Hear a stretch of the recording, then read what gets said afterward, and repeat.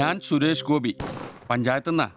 കൊതുകു നിർമ്മാർജ്ജനത്തിന്റെ ബോധവൽക്കരണത്തിനായി വന്ന ഉദ്യോഗസ്ഥനാ. അകത്തേക്ക്.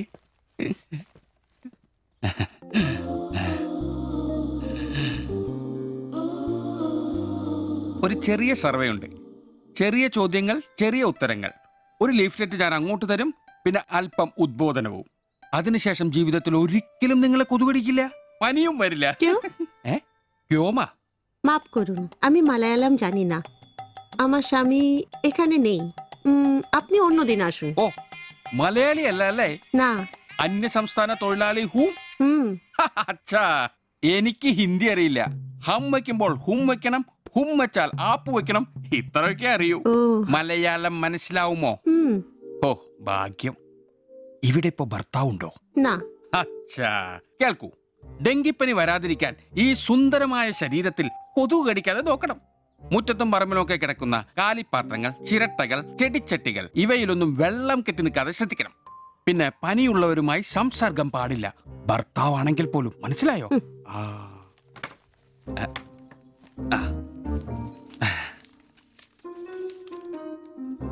എന്താ പേര്? ദേവ്ജാനി. ദേവയാനി. ആപ്കാ നാം അച്ഛാ ഹേ. ഭർത്താവിന്റെ പേരെന്താ? കുമാർ. കുമാർ. കുട്ടികൾ? അതെന്താ? ആർക്കാ കുഴപ്പം? അല്ല, ഇപ്പൊ എല്ലാത്തിനും ചികിത്സയുണ്ടേ. ഇനി പിന്നെ ഒരു ഫാഷനായിട്ട് കുട്ടികൾ പിന്നെ മതിയെന്നാണെങ്കിൽ ആയിക്കോട്ടെ ആയിക്കോട്ടെ. സ്വദേശം? ബംഗാൾ. ബംഗാൾ.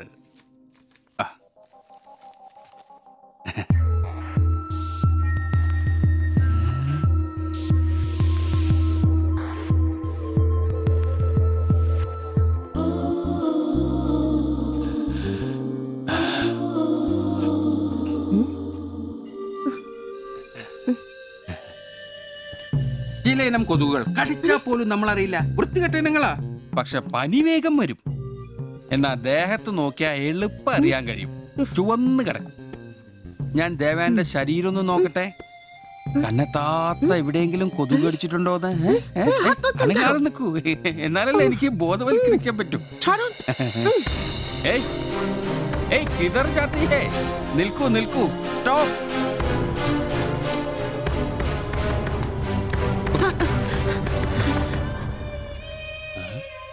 আমার হাত ধরেছিল।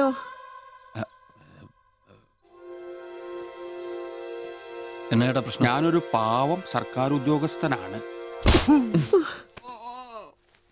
ഇനി തല്ലരുത്, ആളെ കൂട്ടരുത് പ്ലീസ്.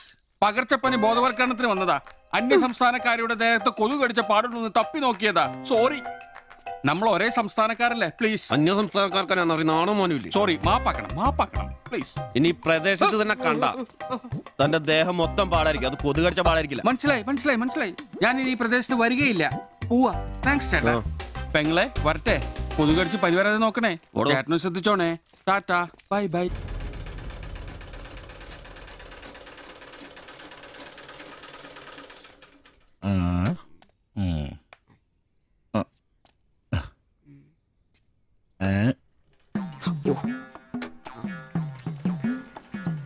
എടാ അന്റപ്പ, ആ ഹിന്ദിക്കാരനും ഭാര്യ ഇങ്ങോട്ട് വന്നോണ്ടിരിക്കണ്ടാ. എന്റെ അമ്മോ, എന്ത് സാധനോടാ അത്. മിക്കവാറും ഇവിടെ വന്ന ഒരു ബ്ലൗസിന് അളവെടുക്കാൻ സാധ്യത കാണുന്നുണ്ട്. പിന്നെ ബ്ലൗസ് എന്താടാ നാട്ടുകാർ ഇവിടെ വന്ന് എടുക്കണില്ല, പിന്നെ ബംഗാളികൾ. അത്ര ഇങ്ങനെ ആലോചിച്ച് കൂട്ടണ്ട. അല്ല, ഇത് ആരൊക്കെ വന്നേക്കണത്? ഭായ് ഒരു ബഹനോ മേലെ തയ്യൽ കടയിലേക്ക് ആവോനാ. ആകെ ഒരു ഹിന്ദി വാക്ക് അറിയാമുള്ളൂ, ഇതിൽ കൂടുതലൊന്നും പ്രതീക്ഷിക്കരുത്. മലയാളത്തിൽ പറഞ്ഞാൽ മതി, ഞങ്ങൾക്ക് അതാ ഇഷ്ടം. സമാധാനായി.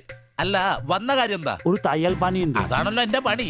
എന്താ തയ്ക്കണ്ടേന്ന് പറ. ഇവൾക്കൊരു ബ്ലൗസ് വേണം. അതിനെന്താ അളവ് ബ്ലൗസും തുണിയും എടുത്തോ? ബ്ലൗസ് হবে নতুন মাপে। ഞാൻ അങ്ങനെ പേയായിട്ടൊന്നും കട്ടിയല്ല, കട്ടിനെ കറക്റ്റ് ആയിട്ട് ഞാൻ കട്ടിയുള്ളൂ. അളവെടുക്കണ്ടാ പറഞ്ഞു. എന്നാന്ന്? പുതിയ അളവെടുക്കണം.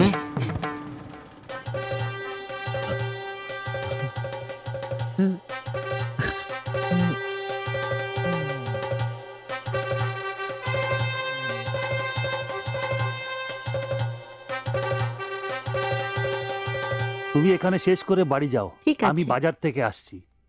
না ശരി. ഷിബു, ഇത്ര കാലത്തെ കാത്തിരിപ്പിന് ശേഷം നിന്റെ അസുദിനമെത്തി.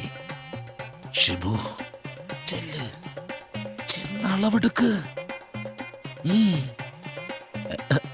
എന്താ നിൽക്കുന്നേ? പോയി അളവെടുക്ക്. മുഴക്കോലെടുക്ക്, മുഴക്കോലെടുക്ക്. മുഴക്കോൽ എന്തിനാ? അളവെടുക്കാനാന്ന്. ടേപ്പ് കൊണ്ടല്ലേ അളവെടുക്കാറ്? എന്നാ ടേപ്പ് എടുക്ക്. ടേപ്പല്ലേ തോളത്തെടുക്കുന്നേ?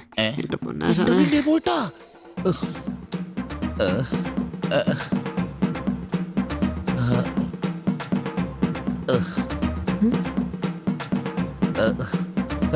സാരി ഒന്ന് മാറ്റണം. এই মডেলটা ঠিক।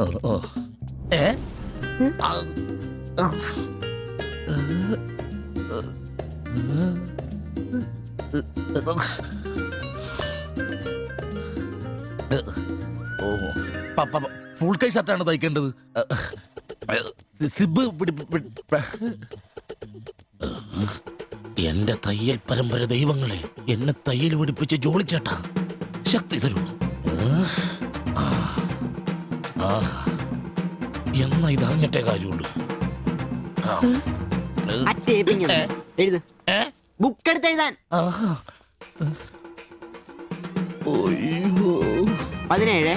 17 എഴുത്.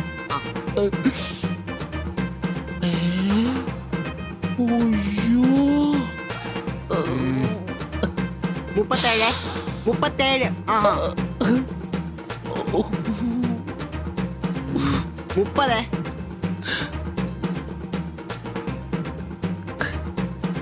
11. 9.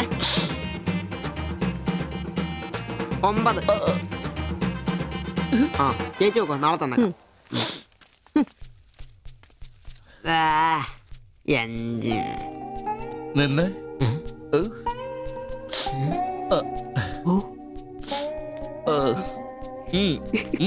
ചെല്ല്.